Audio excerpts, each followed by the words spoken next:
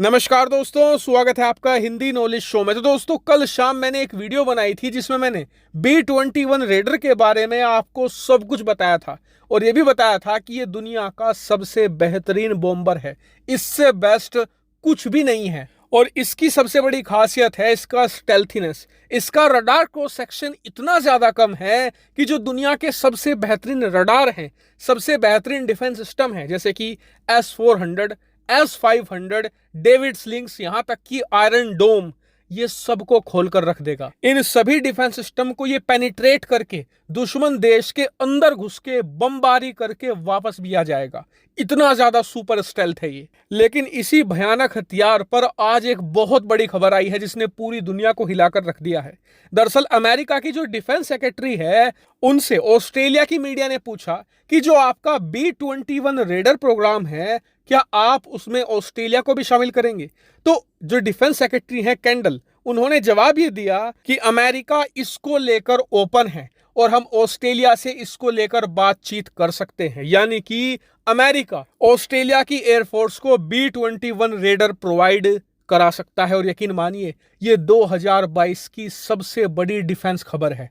ऐसा इसलिए क्योंकि अमेरिका की वायुसेना में एक बहुत ही बेहतरीन बम वर्षक है जिसका नाम है B-2 स्पिरिट और ये 1997 में अमेरिका की वायुसेना में शामिल हुआ था और अब इसे 25 साल हो चुके हैं। और इन 25 सालों में अमेरिका ने किसी भी देश को इस बॉम्बर को हाथ तक नहीं लगाने दिया है। यहां तक कि ब्रिटेन और फ्रांस और जर्मनी, जो अमेरिका के बहुत ही करीबी दोस्त हैं, उन्हें भी B-2 बॉम्बर नहीं दिया है अमेरिका ने।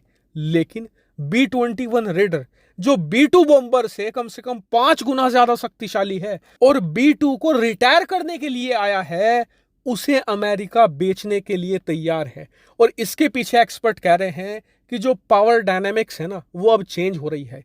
इसीलिए अमेरिका अब अपने जो सर्वश्रेष्ठ हथियार हैं वो अपने करीबी दोस्तों को देने को तैयार है, खासकर कि वो दोस्त जो इंडो पैसिफिक में यानी कि चीन के आसपास मौजूद हैं। और जैसा कि आप जानते हैं कि चीन के आसपास अमेरिका के 3 ही दोस्त हैं, भारत, ऑस्ट्रेलिया और जापान। जापान को पहले ही F-35 लड़ाकू विमान मिल चुका है जो स्टेल्थ है। ऑस्ट्रेलिया को भी F-35 मिल चुका है और अब बात चल रही है B-21 रेडर की। बचा कौन? भारत। और इसीलिए कई लोगों का मानना है कि भारत को भी ऑस्ट्रेलिया की तरह अमेरिका से बातचीत शुरू करनी चाहिए B-21 रेडर को लेकर। और इसमें एक बात यह भी जोड़ी जा रही है कि जो B-21 रेडर है ना, ये ज्यादा महंगा नहीं है। दरअसल भारत ने जो S-400 रूस से खरीदा है, हमें एक S-400 की यूनिट $1 बिलियन की पड़ी है, यानी 1000 मिलियन की। इस B-21 रेडर की एक की कीमत फिलहाल अमेरिका $500 मिलियन बता रहा है। यानी कि S-400 से आधी कीमत में हमें एक ऐसा हथियार मिल सकता है जो चीन के अंदर घुसना तो छोड़ो, चीन की राजधानी के ऊपर उड़कर आ जाएगा। इस कैपेबिलिटी का हथियार हमें मिल सकता है। लेकिन अब आपका सबसे बड़ा सवाल यह होगा कि चलिए, ये तो बात हुई रिपोर्ट्स की।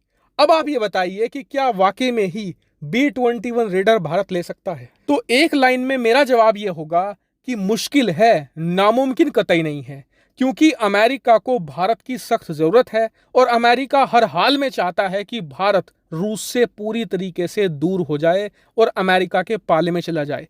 इसके अलावा दूसरा बड़ा फैक्टर यह होगा कि चीन कितना ज्यादा शक्तिशाली बनता है।